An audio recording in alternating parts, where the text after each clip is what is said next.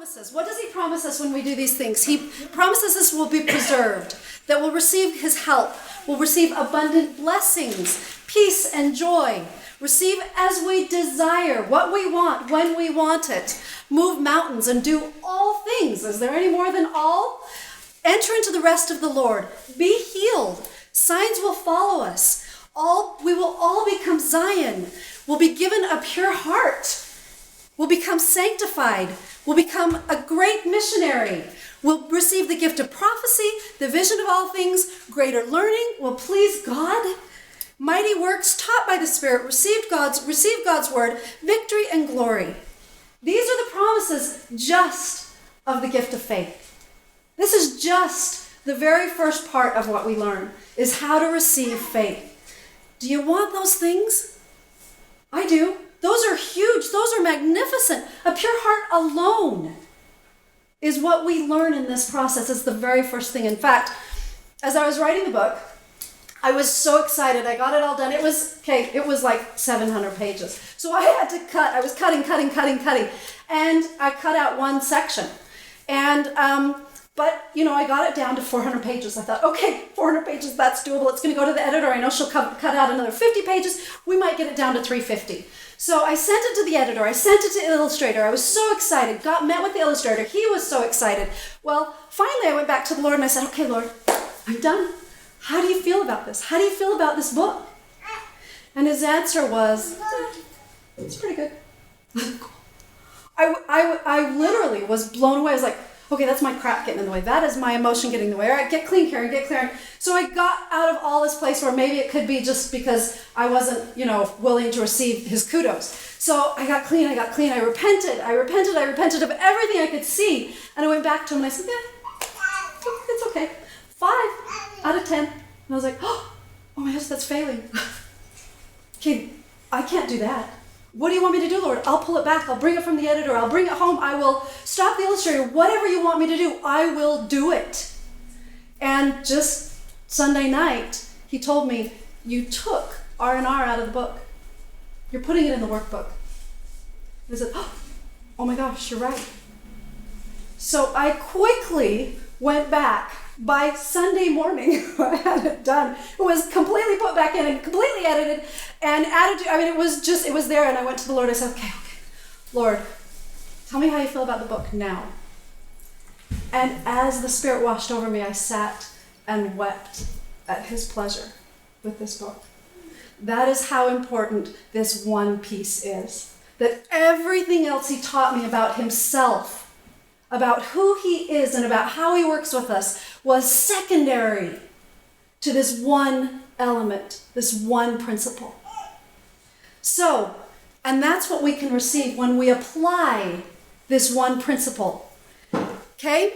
Now what? Do you know how God talks to you? Did you know he's talking to you all the time?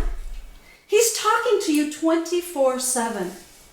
We don't hear it because we don't speak his language. We expect him to speak English, talk to us directly all the time, to hear it with our ears. And that's not his language. He will speak to us that way, sometimes, but he wants us to know him. He knows us already. We're supposed to know him. Do you know how to hear his voice? Do you know how to discern truth from error? Do you know why you have the experiences you do? Why? Why do you have to go through hell sometimes? Why do you have great joy sometimes? Why do you have the children you have? Why did you choose your husband? For better or worse, you chose him. Why? Do you know what to do when you hit a wall? Do you know how to move through a wall fast? Do you know what the next step is in your development? Do you know what to do after you hit that wall? When you hit that wall, and I hit the wall, that's a good thing. That means I'm here. Okay, that means next I'm here. And there is a progression in these things. Do you know do you know where you're at in your progression back to God?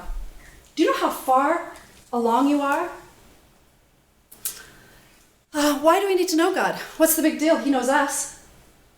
He can speak our language. Why do we have to learn his? It seems kind of a bother. Right? What do we hear if we misunderstand God's actions?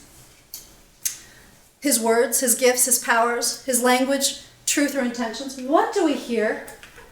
I was, when I first learned this, started to speak to God all the time. I remember I was at the store, and I don't even remember what happened, but I felt him, and he said something to me, and it was like he'd slapped me. I mean, literally, it felt like he'd slapped me, like I was like, oh my gosh, why would you say that to me? Why? You know how big a deal that is to me. You know how painful that issue is. Why would you say that to me? And I went home, and I just kind of fell apart. And I realized that that's what I expected. I expected him to slap me.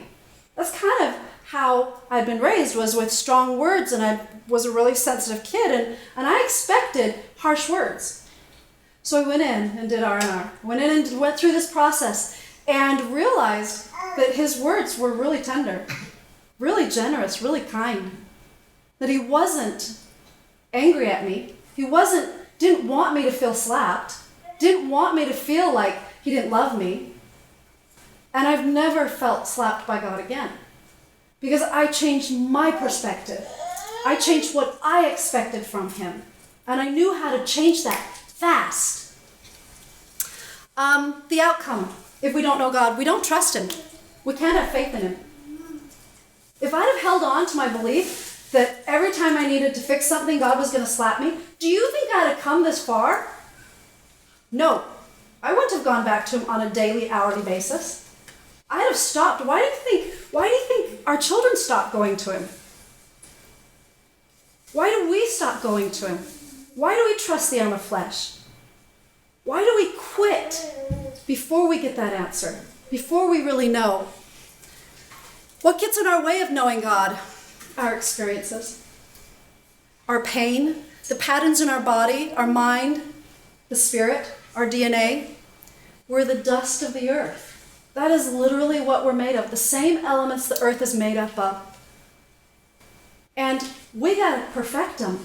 This is our creation. This is our universe. What are you doing with it? How's it going for you? Are you getting what you want out of it? Knowing God means knowing the truth. If we misunderstand God, we don't know him and can't pattern after him. We can't have faith in him.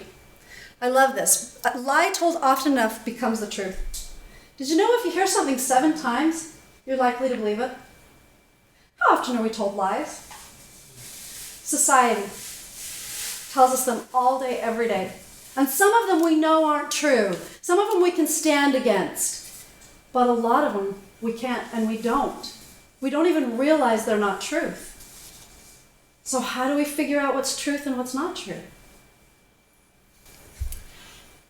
What are the tools we use to know God? Do you know what your tools are?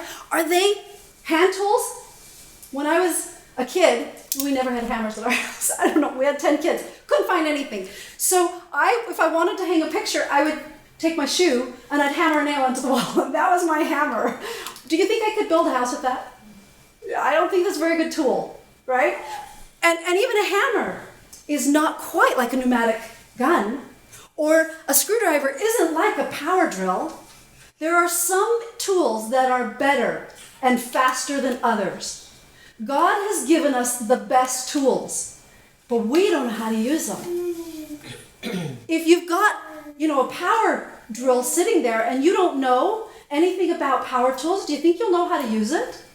You're going to have to pick it up and use it for a while and practice it. And even know that it does more than your little screwdriver, right?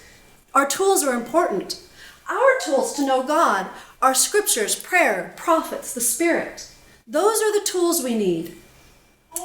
But because of our experiences, again, we hear what we've experienced louder than those things. We live from what is in our flesh, and it doesn't make sense to us. We can't reconcile, we have a really hard time reconciling what we've lived and what the gospel teaches. Because we're told these amazing things can happen, but we don't know how to make them happen because we've never seen them happen. We've never experienced them. We've experienced failure. We've experienced disappointment. We've experienced pain. And even if we've experienced some